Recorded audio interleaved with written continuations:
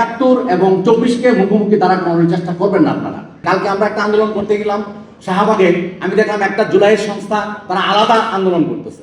আমি আপনাদের আহ্বান করব, আপনারা সবাই একসাথে হন, একসাথে কাজ করুন, আমরা একসাথে যুগপৎ আন্দোলন থাকব। আমরা যারা জুলুমের শিকার তাদের পক্ষে থাকতে চাই একদম সব সময়, আমাদের সরকারে থাকার দরকার নাই।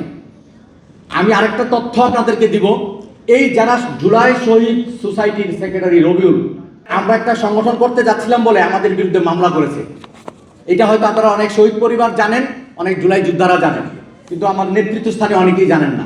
এই যে মামলার সেই কাগজটা এখানটায়, তারা আমাদের আমরা অ্যাসোসিয়েশন করেছি বলে আমরা যেন অ্যাসোসিয়েশন করতে না পারি, এই রবিউলরা যারা কালকে সংসদ ভবনের দক্ষিণ গেটে আন্দোলন করতেছিল, তারাই আমাদের নামে মামলা করেছে, আমাদের শহীদ পিতাদের নামে মামলা করেছে। এর মধ্যে আমাদের শহীদ পরিবারের ফারহান ফায়াজের বাবা আছেন, ইয়ামিনের বাবা আছেন, আমি নিজে আছি।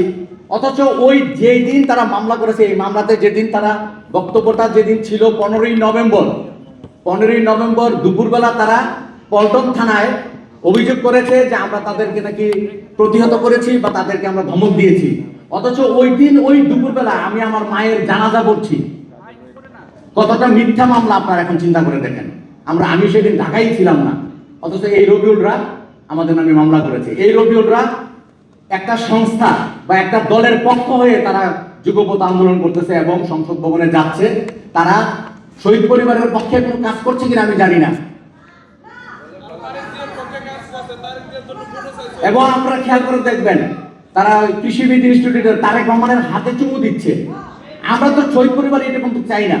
আমরা শহীদ পরিবার, আমাদের বর্তমান যারা রাজনীতি করতেছেন, এই রাজনীতির এই সার্বভৌমত্ব ভুলণ্ঠিত হতে যাচ্ছিল। এই সার্বভৌমত্বটা এই শহীদ পরিবার দিয়েছে বা এই জুলাই যোদ্ধারা দিয়েছে। সুতরাং 71 এবং 24-কে মুখোমুখি দ্বারা করানোর চেষ্টা করবেন না আপনারা। আমি তারেক রহমানকে উদ্দেশ্য করে বলতে চাই, আপনার শরীরে জিয়াউর রহমানের রক্ত আছে, আপনার শরীরে খালেদা জিয়ার রক্ত আছে। আপনি আশা করি আমাদের এই শহীদদের সাথে বেইমানি করবেন না।